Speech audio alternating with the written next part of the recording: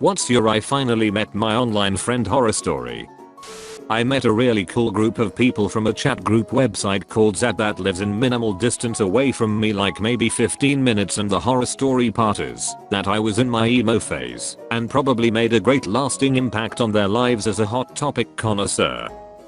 He was driving cross country with a friend. I said I had a couch/floor they could crash on if needed. He was great. She was an annoying bee. She hated everything, was annoyed by my cat, didn't like anything I had to eat or drink, etc. They were literally there for like 16 hours. I met a guy online, we really got on, and he came over a few times so we could hang out. I did find him attractive and tried to hint that I was into him. Note, I can't flirt to save my life, but nothing ever happened. After a few dates he suddenly vanished offline. No social media, he wasn't answering texts or emails, nothing.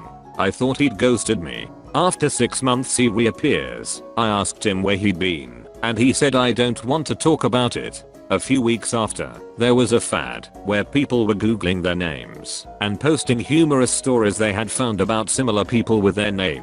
Mine was about a ship that had my initials, and I started to Google friends' names just out of boredom/morbid curiosity. Googled his name and found a local news story from his area. One of those crime and courts things that he had been done for statutory rape of a minor, online grooming, and had his computer and phone seized as evidence.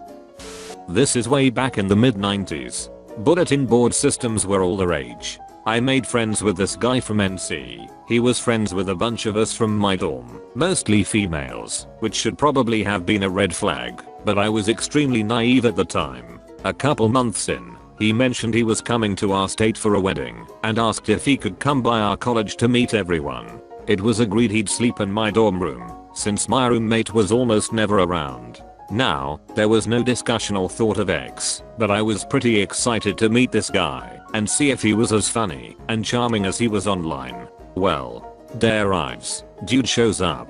I should mention that I and all my college friends were 18 or 19. This guy was 24, or so he said. Guy looked like, and I'm not exaggerating, a cancer patient. Pale gaunt features, long greasy pale blonde hair, except where he was bald on top, and just generally looked like he was about to die, or he was dressed as a gal for Halloween. He insisted on hugging all of us. I was trying to remind myself that looks don't matter, and that he was a cool guy despite his very unsettling appearance. But then, when we all started hanging out, things just got worse. He was asking really invasive questions of all of us, making weird comments to whatever was said, just all around creepy and distressing.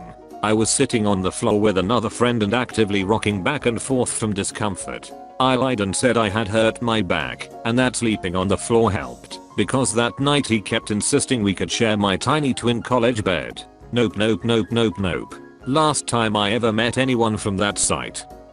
I don't know if it's a horror story, but it's how I ended up where I live now. I played WoW 4 years with a pretty regular group, got to know them offline, and at one point two of them, a couple, invited me to move across the country. At the time I didn't have anything tying me to where I was, so I packed up and moved.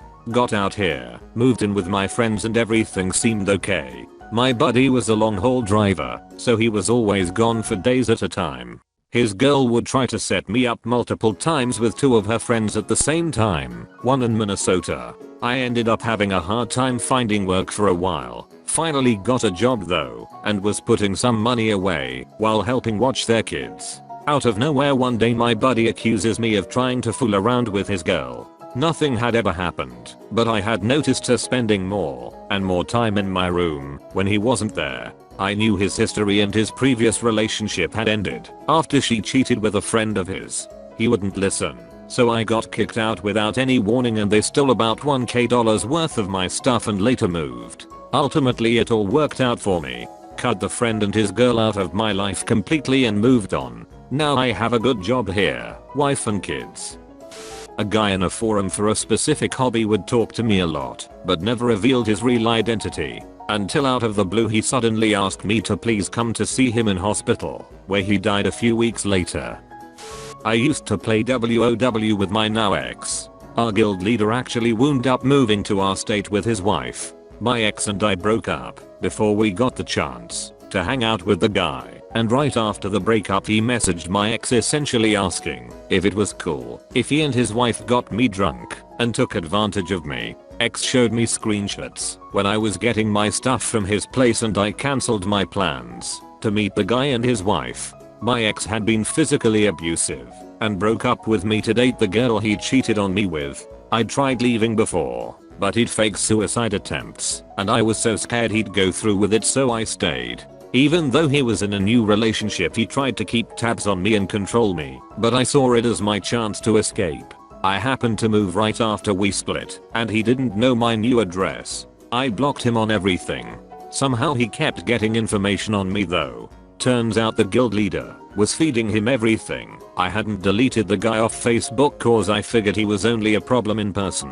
When I confronted him over Messenger, bringing up the abuse, and the guy said he choked you because you guys were arguing and he was afraid he wouldn't get the chance to speak. He still loves you. Side note, the choking was cause I was defending myself against accusations of cheating, which I hadn't done.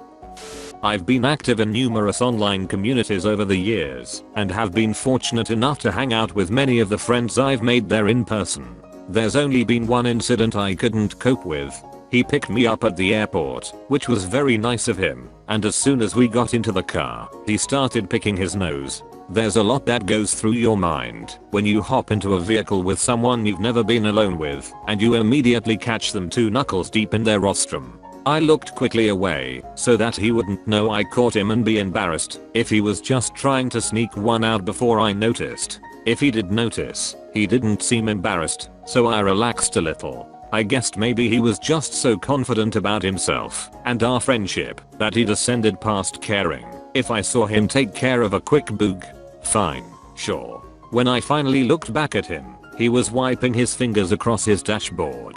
To this day I'm not really sure what to think, but this guy spent the entirety of the few hours we were together scooping out budgers and wiping them off on parts of his car or the table or wherever it was that we'd stopped at. I realized I was being transported in a rolling budger shrine and that there was nothing I could touch without needing to wash my hands. I was sitting on a crust of fossilized budger stuff. I had to be. I didn't want to hurt his feelings. He was a nice dude, but I wound up leaving out of our visit early because I couldn't handle it. I don't consider myself a clean freak, but as wiping started to stack it was all I could do not to throw open the passenger door and roll myself out into traffic to escape. I still wonder if I should have done or said anything to save him some grief in the future, but it didn't feel like it was my place, you know? What do you even say? A couple of years ago this girl messaged me on Reddit saying she really connected with a comment I made about first seeing the ocean because she had just gone through a similar experience. She was going to come down to Chicago to visit a friend of hers and asked for suggestions of things to do. I gave her a bunch and then we kept talking and finding out we had more and more in common. We eventually started talking over the phone and text messages, and when she came down we went out for burgers and beer. We kept talking every day after that, and I was really starting to like her. She said she wanted to come down to Chicago again, and if she could stay with me. I told her of course, and a few weeks later she was here for Saturday and Sunday. Really it was mostly Sunday, because she got in late on Saturday and fell asleep on my couch. The next day we went to the zoo and had a really amazing day. After that we came back to my place and decided to go to the brewery nearby which made a beer that had her name in it. We went there and then ended up bar hopping through until we ended up near the dive bar by my apartment. We drank and played pool there and eventually grabbed some to-go beers and headed back. I asked if she wanted to see the place by the river I like to go and drink and think. We sat and eventually started making out and decided to head back to my apartment. We hooked up and then the next day went to the south side to get breakfast at a place she really liked near her friend's apartment before she had to drive back. We kept talking after that and I was planning on coming up to visit her in Detroit, but then one day she just ghosted me out of nowhere. Not as horrible as some other stories, but it was really bad for me because I actually really liked this girl, and to this day I have no idea why she stopped talking to me. This is more of an embarrassment story. When I was in high school in the 90s, I was active on the local dial-up BBS scene. I was friends with someone who went by the handle Venus. I knew she was a woman, but had no idea what she looked like. I also knew she was dating a guy in real life with the handle Lord Gumby, who was also a friend online. Being a socially misadjusted 15-year-old, I had a crush on her anyway, even though I knew they were both like 18. This was like 1992, so privacy wasn't as big a concern and they knew my address. This was also when people would randomly come by your house to see if you were home. That's unfathomable today. So one Saturday morning, I'm at home on my computer, totally disheveled, unshowered, and just gross in ratty sweatpants and no shirt. I hear a knock on the front door and go open it. There's a woman who was incredibly beautiful standing there, and she just goes, "Hi, I'm Venus." I stood there for a minute, it seemed like jaw dropped, trying to say something when Lord Gumby walked up and was like, "Hey doofus, ever met a woman before?" Needless to say, I wanted to sink into a hole in the ground and die. But I hung out with them, and I guess I wasn't too horrible, because we hung out a lot after that. But that whole time I was like, F my life choices. Haven't talked to them in decades. I wonder how they're doing.